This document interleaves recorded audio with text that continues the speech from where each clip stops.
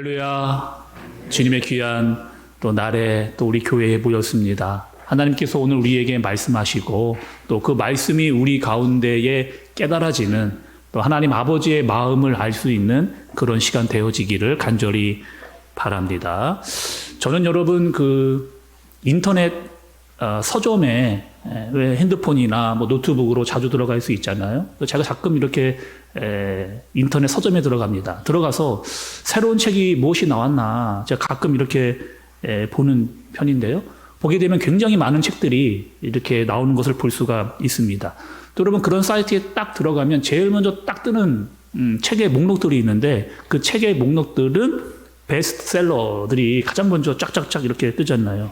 여러 책들과 분야의 책들이 이렇게 막 나오는 것을 볼 수가 있습니다. 뭐 경제, 사회, 또 예술, 음악, 교양 여러 가지 책들이 이렇게 사이트의 베스트셀러별로 쭉 이렇게 책이 나오는데요.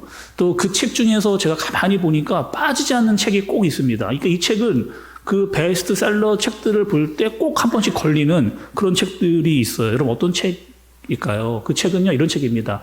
자기계발서예요. 자기계발서. 그래서 이 책의 내용들은 대부분 이런 내용들이 책에 기록되어져 있습니다. 자기 자신을 잘 준비하라는 거죠. 그리고 계획을 잘 세우고 최선을 다하고 너 자신을 믿어라. 그리고 두려워하지 말고 적극적인 자세로 최선을 다해서 너의 잠재력을 깨우고 자신감을 가져라. 이거 굉장히 중요한 말이고 필요한 내용입니다. 그래서 그런 책을 딱 이제 읽으면 동기부여가 막 이렇게 올라오잖아요. 그렇게 막 살아야지 하고 하는 마음이 듭니다. 다이어트 책을 읽었습니다. 다이어트 해야지, 꼭 해야지 이런 마음 들기도 하고 그래 운동은 꼭 필요한 거야. 내일부터는 반드시 운동해야 되겠다. 성경 읽은 지가 너무 오래됐네. 성경도 좀 반드시 읽어야지 마음을 먹고 시작을 했는데 이게 여러분 오래가지를 못하고 작심삼일 되는 경우가 많잖아요. 작심삼일 누가 만들었는지 모르겠는데 기가 막히게 맞아떨어지는 경우가 분명히 마음을 먹었거든요. 그러니까 3일만 지나면은 내가 언제 그런 다짐을 했는 건 그냥 다 잊어버리는.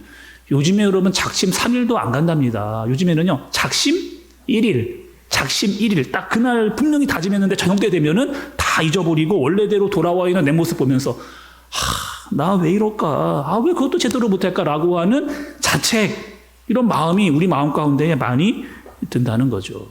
여러분 오늘 말씀에 제자들이 등장을 합니다. 여러분 제자들이 어떤 사람들이냐? 예수님을 무려 3년 동안 예수님을 가장 가까운 곳에서 예수님의 이야기를 제일 많이 듣고 예수님의 능력을 가장 많이 체험했던 그런 제자들 많이 보고 듣고 배우고 알았습니다. 그리고 지금 상황은 어떤 상황이에요? 예수님께서 잡혀가시기 바로 직전에 또 이미 예수님과 제자들이 마지막 식사를 나누기도 이렇게 했다는 말이죠. 그리고 이제 예수님께서 감람산으로 올라가시고 있는 그런 상황입니다. 근데 가시다가 예수님께서 제자가 잘 가시다가 갑자기 예수님이 이런 얘기 하시는 거예요. 느닷없이 앞으로 너희들이 날 다 버릴 거라는 거예요. 앞으로 너희들이 나 다 버릴 거라는 갑자기 예수님 갑자기요 이런 말이 왜 그것도 오늘 밤에 얼마 남지도 않은 이 오른밤에 우리가 예수님을 배반한다고요? 버린다고요? 이거 뭐 말도 안 되는 갑작스럽게 이렇게 이야기하는 거 있을 수 없고요. 우리는 반드시 그렇게 하지 않겠습니다. 라고 예수님 앞에서 분명히 다짐을 제자들이 여러분 했다니죠. 분명히 다짐하고 결심했는데 여러분 우리가 잘 아는 대로 그 결말이 어떻게 되는 거예요? 예수님께서 정말 중요한 때에 적어도 그때는요 정말 그 예수님께서 고난과 어려움과 십자가 앞에서는 예수님을 배반해서는 안 되는데 그 순간에 예수님을 배반해버리는 그런 일들이 막 나타납니다. 무려 베드로는요 3번이나 무려 3번이나 나는 예수님 모른다는 거예요. 난 저 사람 본 적도 없고 만난 적도 없다라고 하는 사실을 예수님이 보고 있는 그 현장 앞에서 부인하게 되어지는 그런 일들이죠. 여러분 잘 생각해 보시죠. 오늘의 말씀의 포인트와 핵심은 여기에 있습니다. 분명히 다짐을 했는데 분명히 결심을 했는데 그렇게 하지 않겠다라고 분명히 이야기를 했는데 왜 베드로는 무너졌느냐. 오늘 말씀을 여러분 좀 보시죠. 말씀의 29절에 보면 베드로가 여짜오되 다 버릴지라도 나는 그리하지 않겠나이다. 베드로가 이렇게 얘기하는 거예요. 다 버릴지라도, 다른 사람은 다 버릴지라도, 아니 예수님 저기 보이는 안드레, 요한 있잖아요. 그 사람들이 다, 다른 제자들은 다 버릴지라도 나는 버리지 않겠습니다라고 하는 비교의식이 그 베드로의 마음 가운데 있었거든요. 다 버리고 다 도망가고도 나는 끝까지 예수님을 떠나지 않고 옆에서 지키겠습니다 라고 이야기를 하는 거죠. 아니 나는 그냥 다짐하면서 나는 그냥 예수님 떠나지 않겠다라고 이야기를 해도 되는데, 다 버릴지라도, 다른 사람은 다 떠날지라도 나는 그렇게 하지 않겠습니다라고 다른 사람과 꼭 비교하는 그런 마음이 베드로의 마음 가운데에 든 거죠. 한동안 굉장히 유명했던 말이 있습니다, 여러분. 그 엄치나 엄친딸. 여러분 한 번쯤 들어보셨잖아요. 이 뜻이 뭐냐면 엄마, 친구, 아들. 엄마, 친구, 딸을 이렇게 줄여서 엄치나 엄친딸 이렇게 이야기를 하잖아요. 꼭 우리 엄마가 이럴 때 이야기합니다. 뭔가 기분이 나쁘고 마음에 들지 않을 때 나한테 뭔가를 이야기해 주려고 하는데 돌려서 이렇게 이야기하는, 엄마, 친구, 아들은 말이야. 엄마, 친구, 딸은 말이야. 이렇게 이야기를 딱 이게 시작을 하는 거죠. 그러면요, 우리 애들이 한 번에 딱 알아들어요. 또 그 얘기, 그의 이야기를 하는구나. 여러분, 엄마가 이야기하는 엄치나 엄친딸은요, 거의 완벽한 존재예요. 걔는 너무 착하고, 너무 예의가 바르고, 키도 크고, 이쁘고, 잘생기기도 하고, 세상 다 가진 사람처럼 잘 나가는 그런 애입니다. 거기다가요, 운동도 잘하고, 공부까지 잘하는 모든 것이 완벽한 남의 친구, 아들, 딸과 아들. 근데 이런 얘기를 하면은 우리 애들이, 맞아요, 엄마. 그 친구처럼 저도 그렇게 할게요. 라고 생각을 하는데, 제가 이렇게 청소년 사역을 오래 하다 보니까 그런 친구들은 거의 볼 수가 여러분 없고, 거의 역효과가 납니다. 역효과가 나요. 역효과. 아주 기분이 팍 상하고요. 나를 비교하면서 자존감 확 떨어지면, 걔는 걔고 나는 나죠. 이렇게 바로 반발하는 경우들이 많이 있습니다. 요즘에 여러분 엄치나 엄치딸 말고 이런 말도 또 있다 그래요. 부친남. 들어보셨어요? 부친남. 부인, 친구, 남편. 부인, 친구, 남편. 그 부인, 친구, 남편이 너무 자상해요. 너무 자상하고 너무 말도 따뜻하게 이야기를 하고 집안일 너무 잘 도와줍니다. 그리고 우리 남편은 사랑한다는 말을 잘 안 해주는데 꼭 부인, 친구, 남편은 보면은 만날 때마다 그렇게 사랑한다고 이야기를 많이 해줘. 완전히 볼수록 애처가인, 거기다가 돈도 많이 벌어오고요. 얼굴도 제법 잘생긴, 나무랄 데가 없는 그 부친남하고 꼭 내 남편하고를 이렇게 비교하는 거죠. 여러분, 엄치나 엄칠딸, 부친남, 여러분 다 이게 뭐 하는 거예요? 비교의식에서, 남과 비교하는 비교의식에서 생겨 난 겁니다. C.S. 루이스가 여러분 이런 말을 했어요. 현대에서 사단이 가장 예리하게 사용하는 무기가 바로 비교의식이랍니다. 비교의식. 서로를 계속, 남과 나를, 다른 가족과 우리를, 다른 교회와 우리를 계속 비교하면서 열등감에 빠지도록 만들게 한다는 거예요. 마치 뭐 하는 거예요? 내가 상대방에 있는데 나에게 없는 이런 마음을 자꾸 한탄스럽게 만들어 버리는 겁니다. 나는 왜 그런가? 저 사람은 저렇게 하는데 나는 왜 이렇게 하는가? 저 친구는 저렇게 하는데 나는 왜 이런가? 자꾸 다른 사람과 비교를 하면서 점점점 스트레스를 받고 마음의 어려움을 갖고, 그러다 보니까 우울증에 빠지고, 하나님께서 나에게 주신 분명한 아름다움이 있는데 그 아름다움을 보지 못하고 다른 사람과 비교하면서 없는 것만을 생각하는 그런 경우죠. 성경에 보니까 여러분 이런 사람이 딱 나옵니다. 여러분 어떤 사람입니까? 이런 사람이 딱 나와. 살 동안 계속 이 비교의식에 빠져가지고 거기서 헤어나오지를 못했어요. 결국에 그의 인생이 비교로 끝나는 그런 한 사람이 있습니다. 여러분 떠오르는 사람 있으세요? 이 비교의식에 완전히 사로잡혀서 어떤 것도 제대로 하지를 못하고 완전히 빠져 있었던 그 한 사람 누구예요, 여러분? 사울입니다. 사울이라고 하는 그 사람, 처음에 시작은 너무 괜찮았어요. 이 사울이 성경에 처음에 딱 등장할 때 너무 괜찮은 사람. 제가 보니까 사울은 엄친아예요, 엄친아. 왜냐? 얼굴 잘생기고 키 컸거든요. 나름대로 처음에 신앙도 좋았던 사람이 바로 사울입니다. 근데 이 사울이 비교의식에 빠지기를 시작하는 거예요. 어떻게? 누구와요? 다윗과 비교의식에 빠지기를 시작한. 다윗이 어떤 일을 했어요, 여러분? 골리앗을 죽였습니다. 죽이고 돌아오는데 만 백성이 나와서 다 막 소리를 지르는 거예요.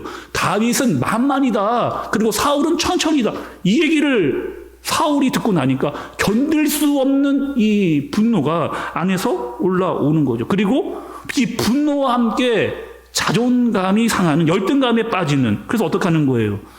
다윗을 죽여버려야 되겠다라고 마음을 막 분노처럼 막 솟아오르는 그런 사람이 된 거죠. 사울이 여러분 얼마나 괜찮은 사람이에요. 키 크고 인물 좋고 신앙도 있고, 거기다가요 이스라엘의 초대왕, 가장 이스라엘에 먼저 왕이 되어서 그 나라의 기초와 기반을 잘 세우면 대대손손 대대로 그 사울을 다 이렇게 이야기할 수 있는 그런 위치에 있었던, 그 얼마나 좋은 기회를 가지고 있었던 그 사울이 결국에는 뭐 하는 거예요? 자기의 모든 시간과 에너지를 다 다윗을 잡으러 다니는데 이 사울이 다 소모를 하는 거죠. 자기의 생각을 온통 다 다윗에게 사로잡혀 있어서 미워하고 증오하고 모든 것들을 빼앗겨버리는, 결국에 여러분 말씀을 읽어보시면 사울이 어떻게 죽는 거예요? 다윗을 쫓아다니다가요, 다윗 쫓아다니다가 결국에 안타까운 인생, 거기서 인생을 마감하는, 다른 사람에 비교하면서 살다가 죽어버리는 그런 사울의 인생이 된 겁니다. 결국에 여러분 비교하다가 자기의 열등감과 잘못에 빠져서 일을 제대로 해내지 못하는 사울의 모습을 보게 되는 거죠. 두 번째로 여러분, 베드로의 실패 요인은 무엇인가? 말씀을 좀 자세히 보다 보니까 베드로는요, 자기 자신을 엄청 자신감 있게 믿었던 그런 사람, 내가 다 할 수 있다라고 하는 마음이 굉장히 많았던 사람이에요. 31절의 말씀을 보세요. 베드로가 힘있게 말하되 내가 주와 함께 죽을지언정 주를 부인하지 않겠나이다 하고 모든 제자도 이와 같이 말하니라, 이렇게 있습니다. 베드로가 힘있게 어떻게 이야기했느냐? 죽을지언정. 이런 거죠. 예수님, 저는요 정말로 제가 죽더라도 예수님 절대로 떠나지 않겠습니다. 절대 저는요 죽을지언정 그렇게 부인하지 않겠습니다 라고 아주 힘있게 이야기를 했어요. 여러분, 오늘 31절의 말씀에 나오는 저 힘있게라고 하는 단어는 이런 단어입니다. 헬라어로 에크페리소스라고 하는 그런 단어의 뜻이 이런 뜻입니다. 과하게, 극도로 심하게, 열심히, 계속해서. 그러니까 이렇게 베드로가 이렇게 이야기를 한 거죠. 정말 예수님을 따르겠다는 이 마음이요, 어떤 정도였냐면 정말로 진심이었어요. 열심히 계속해서 예수님, 정말 저는 예수님 떠나지 않겠습니다. 죽어도 정말 예수님 떠나지 않겠다라고 하는 말을 계속해서 되뇌이면서 예수님을 따랐던. 여러분 생각해 보세요. 베드로 대단한 사람 아닙니까? 이런 다짐이라도 하잖아요. 정말 예수님 앞에 그렇게 하겠다라고 마음을 막 먹기도 하고, 이렇게 말 못하는 사람도 많은데 베드로는 예수님을 따르겠다라고 하는 마음을 계속해서 용기를 가지고 씩씩하게 또 당차 보이는 그런 모습을 보여주었는데 거기까지였습니다. 거기까지. 예수님께서 여러분 어떻게 이야기하시는 거예요? 베드로에게, 또 그 제자들에게 이렇게 이야기하십니다. 모두 다 나를 버릴 거라는 거. 이미 예수님께서 제자들과 베드로의 마음 가운데 그들의 약함을 예수님께서 너무나 잘 아신 거죠. 그리고 그것을 이야기를 해주셨습니다. 근데 여러분, 오늘 말씀에서 아주 중요한 이야기가 있는데, 여기서 이야기하신 것 중에 여러분, 예수님께서 다 나를 버릴 거라고 이야기한 것과 함께 예수님께서 이야기해 주신 내용이 또 있습니다. 여러분 28절의 말씀을 보세요. 그러나 내가 살아난 후에는 너희보다 먼저 갈릴리로 가리라. 이 이야기도 예수님께서 분명히 제자들에게 하셨거든요. 근데 제자들은 다 갈릴리로 예수님께서 오신다라고 하는 이야기는 기억하지를 않고 다 나를 부인할 것이라고 하는 이야기만 하다 보니까 예수님께서 다시 우리를 찾아오신다라고 하는 이 이야기는 제대로 듣지를 못한 거죠. 여러분, 이 갈릴리라고 하는 곳은 어떤 곳이에요? 갈릴리. 제자들이 처음 어부의 일을 했던, 또 예수님을 처음 만났던 곳이 여러분 갈릴리입니다. 또 예수님께서 나를 찾아오셔서 나의 이름을 부르시고 나를 따라오라라고 이야기하신 그곳도 바로 갈릴리예요. 또 이 갈릴리는 어떤 곳이냐? 이 제자들이 예수님을 부인하고 정말 열심히 따르기로 마음을 먹었는데 예수님을 부인하고 그 실패와 좌절을 경험하고 다시 돌아와서 원래 내 일을 했던 곳도 바로 이 갈릴리라고 하는 이 곳인 거죠. 근데 내가 그곳으로, 내가 그 많은 너희의 생각과 기억이 있는 그곳으로 내가 가겠다라고 예수님께서 이야기를 하셨어요. 제가 말씀을 준비하고 생각하고 묵상하다가 이 갈릴리가 여러분 그저 그냥 제자들의 갈릴리로만 보이지를 않고 이 갈릴리가 마치 우리 교회인 것 같은 마음이 들었습니다. 여러분 교회에서 내가 정말 하나님을 만났잖아요. 이 교회를 통해서 하나님을 만났잖아요. 그리고 여기서 내가 주님을 사랑한다라고 고백을 했습니다. 그리고 여기서 결단하고 다짐하고 분명히 교회에서 결단하고 주일마다 예배하고 다짐을 했거든요. 세상에 나갔어요. 아니 분명히 교회에서 결단하고 다짐하고 그렇게 결심했는데 세상에 나가서 살다 보니 세상에서 실패하고 처절하게 나 자신을 보게 되는, 내가 정말 예수님을 따라 살고자 마음을 먹고 예배드리고 하나님께 결심했는데 세상에 나가서 또다시 실패하고 잘못되고 부족한 내 모습을 보게 되는 거죠. 그래서 교회에 들어오기만 하면 저절로 무릎을 꿇어 하나님 제가 정말로 또 한 주간 제대로 살지를 못했습니다 라고 이렇게 기도하고 예배를 드릴 수밖에 없는, 그리고 다시 말씀을 들으면서 결단하고 기도하고 다시 하나님의 말씀으로 회복되어서 세상으로 나가겠습니다 라고 고백하는 장소가 여러분 교회잖아요. 성경은 왜, 여러분 이럴 수 있잖아요. 성경은 왜 제자들이 실패한 것들을 기록해 놓았을까요? 그냥 잘한 것, 정말 좋게 한 것만, 그들이 잘한 것만 기록을 해놔도 될 텐데 왜 성경은 꼭 제자들이 잘못한 그 실수까지를 다, 실패까지도 기억을 해서 알려주시는 걸까? 그 제자들이요, 나의 모습이기 때문에, 그의 실패와 그의 부족함과 연약함이 나의 모습이기 때문에 그렇습니다. 오늘 말씀을 보면서 이 갈릴리도 좀 보이고 이 베드로의 모습도 보이고 제자들의 모습도 다 이렇게 좀 다 떠오르면서 제가 또 떠올렸던 찬양이 하나가 있었습니다. 세상에서 연약하고 부족했던 내 모습을 보면서 주여 우린 연약합니다. 우린 오늘을 힘겨워합니다. 주 뜻 이루며 살기엔 부족합니다. 우린 연약합니다. 주여 우린 넘어집니다. 오늘 하루 또 실수합니다. 주의 긍휼을 구하는 죄인입니다. 오직 주만 바라봅니다. 한없는 주님의 은혜 온 세상 위에 넘칩니다. 가릴 수 없는 주의 영광 온 땅 위에 충만합니다. 주님만이 길이오니 우린 그 길을 따라갑니다. 그날에 우리 이루실 주는 완전합니다.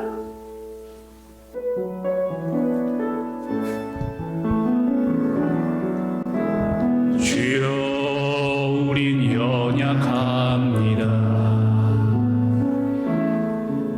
우린 오늘을 힘겨워합니다. 주 뜻 이루며 살기엔 부족합니다.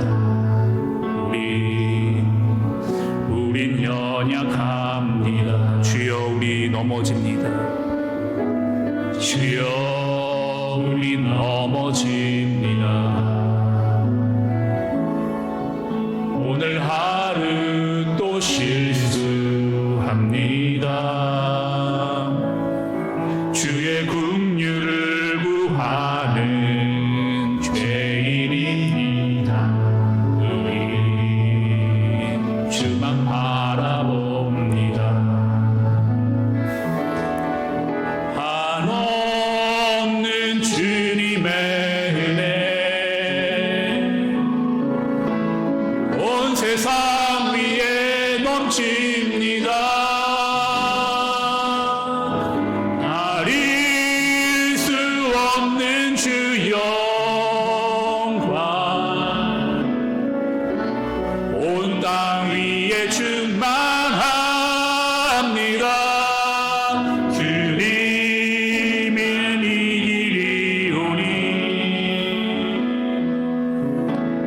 우린 그 길 따라갑니다. 그날에 우릴 이루신 주는 완전합니다. 우리 다시 한번 찬양합니다. 주여 우린 연약합니다. 주여 주여 우린 연약합니다. 우린 오늘을 힘겨워합니다. 주 뜻 이루며 살기에 부족합니다. 우린 연약합니다. 주여 우린 넘어집니다. 오늘 하루 또 실수합니다. 주의 긍휼을 구하는 죄인입니다. 우리 주만 바라봅니다. 한없는 주님의 은혜 온 세상 위에 넘칩니다. 가릴 수 없는 주 영광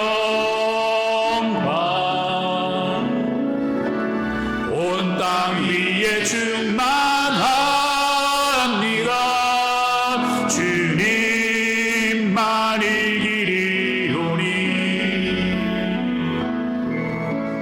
우린 그 길 따라갑니다.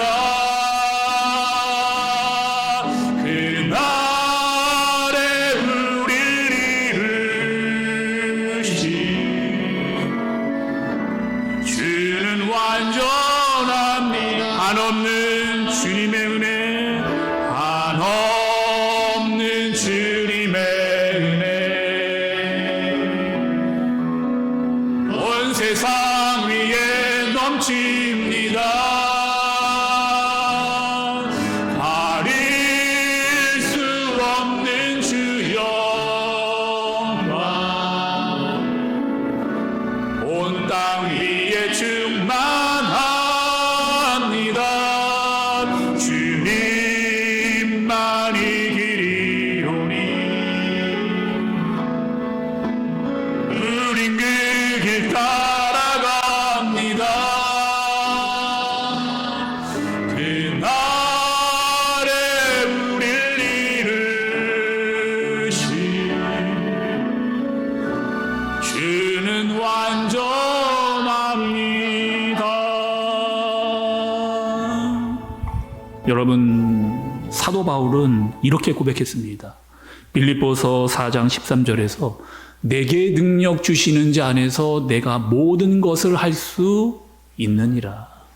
내게 능력 주시는 자 안에서 내가 모든 것을 할 수 있느니라. 여러분, 이 말씀 저와 여러분이 너무 좋아하는 말씀이잖아요. 너무나 잘 알고 있는 그런 말씀입니다. 그런데 우리의 이 말씀의 포커스는 다 어디에 가 있느냐?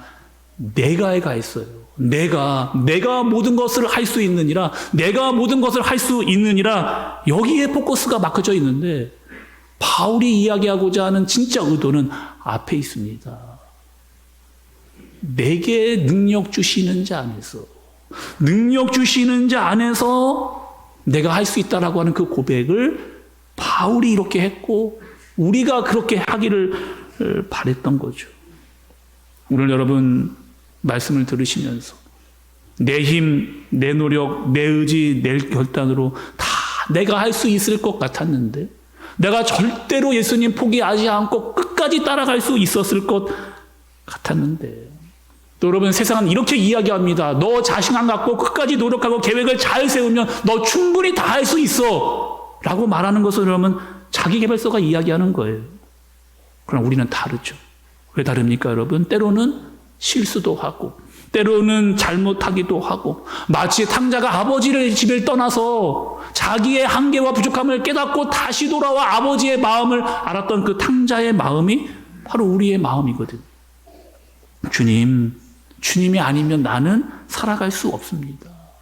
주님을 의지하고 주님 앞에서 결단하고 주님 앞에서 기도하고 갈릴리에서 아버지 예수 그리스도의 마음을 알았던 그 베드로처럼 그럼 우리가 그렇게 살아가기를 주님 앞에서 기도하고 결단하고 다짐할 뿐만 아니라 능력 주시는 자 안에서 그 일을 감당할 수 있는 저와 여러분들 되어지시기를 간절히 바랍니다. 특별히 여러분, 신앙은요 한 번에 뚝딱 그렇게 생기지 않습니다.